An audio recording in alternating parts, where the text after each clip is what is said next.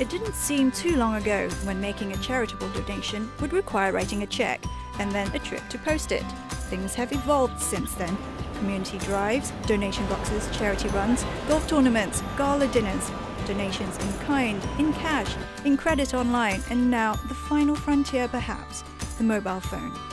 More charities are partnering companies to offer supporters ways to donate using mobile apps. Given that smartphone users are expected to top 2.6 billion in 2016 globally, or about 1 in 4 people in the world, reaching out through the phone seems the way to go. Renato Caroni from Media Monks, an international creative digital production house, agrees. Mobile is the screen of choice these days. Mobile used to be the second screen, mobile is now in fact the screen. So if we can make an experience that works seamlessly on mobile, then we're going to be relevant to a wider audience as opposed to the desktop. For charities like Animal Lovers League in Singapore, it's opened up another platform for funds. In February, it partnered a new mobile shopping app, happi.sg, to widen its pool of donors. Everyone has a phone, everyone is always connected to their phones, and it's just an easy way to keep our members top of their mind, and it helps bring us all the recurring donations that we need. Out here in the boondocks, it can feel like a million miles away from technology, but commercial phone apps with a social bent are bringing charities like Animal Lovers League and the 700 four-legged residents just a few clicks closer to potential donors. 4 legs good, but 2 opposable thumbs, not too bad either.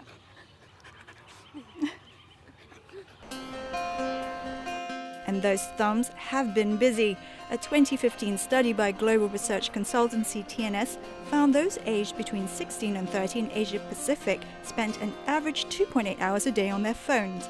Thais were the most glued to their devices, an average of 4.2 hours per day. China, Malaysia and Singapore followed closely behind. And a steady stream of free charitable apps have made it easier for mobile do-gooders. Charity Miles targets the athletic. It measures how many miles you lock in on your workouts and donates accordingly. So 10 cents per cycling mile and 25 for each running mile. Johnson & Johnson's Donate a Photo makes a $1 donation for each picture uploaded. Users can do that once a day and choose their cause or charity, including Operation Smile and Save the Children. Tinbox enables users to donate $1 to a San Francisco charity within 20 seconds. But click this, the money comes out of the pockets of corporate sponsors. In return, they get to blast a user with a 5-second ad. Then there's Feedy, the perfect app for compulsive food photo snappers. Donations go to the Lunchbox Fund, which provides meals to school children in South Africa. Media Monks helped to develop it. It's been very successful. In fact, it's rolling out across more regions. And I have my meal at that restaurant. I then snap a post of that, an image of that meal, and then post it off to my social network. And when that actually occurs, the restaurant then donates money to the Lunchbox scheme. Charity apps are still fairly rare in Singapore, but Greg Lipper, founder of shopping app happi.sg, is looking to change that. He may be onto a smart thing here. According to a 2015 survey by Deloitte, Singapore ranked the highest globally for smartphone penetration, 9 out of 10 respondents. People participate with Happi for 3 reasons. One is to support a charity that they care about, but they're also getting deals, and they're also getting free lucky draws. They're getting chances to win very desirable offerings. But you must select a partner. You can't use Happi, you can't participate on the platform without having selected a group that the money that your activity generates will go to. Further donations to causes Happi.sg does not take a dime from shoppers, nor its merchants. One way to channel funds to a charity is to make a minimum purchase from its nearly 90 merchants. Another is to take a 30-second 5-question survey daily.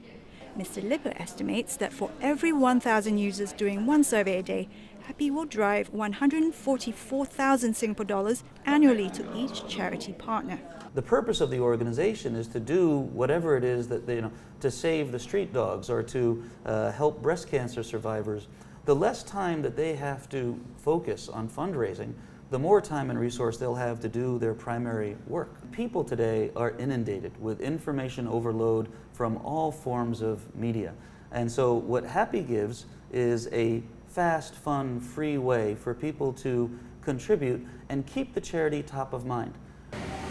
But at the end of the day, digital expert Mr. Karoni doesn't think the apps will encourage more people to donate. Technology merely makes it easier to do so. He says companies are getting better at matching the charity element with their product or service. It's important that it's a natural fit, that the charity and the brand somehow feel that they belong together.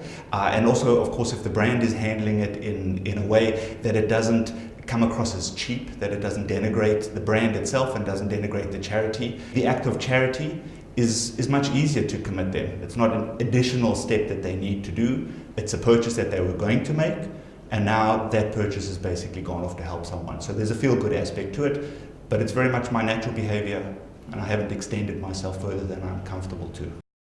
Mr. Lippes says his app helps to align merchants with consumers' interests through the gift of charity. For example, a pet shop with an animal lover who decides to shop on happi.sg because of the brand's donation. People also have an inherent desire to help and will go out of their way to do so. We all want to feel good about ourselves. We all want to feel connected. The ability to make a difference for something you care about with just 30 seconds a day, I think is going to be appealing to a lot of people.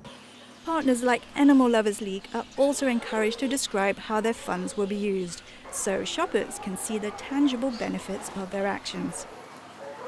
We plan to use the funds for medical needs because we have a lot of animals in our care and we rescue a lot of sick animals. And we actually plan to use it for our upcoming new facility coming up next year. We plan to make it bigger and better. But not every company should jump on the charity app wagon. Mr. Karoni warns that if the fit isn't natural, it could make the company look disingenuous.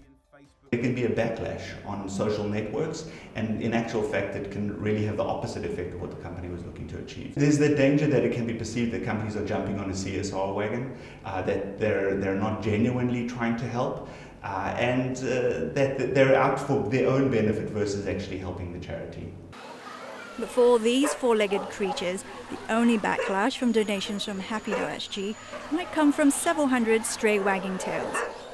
And wouldn't that be a good story to tell?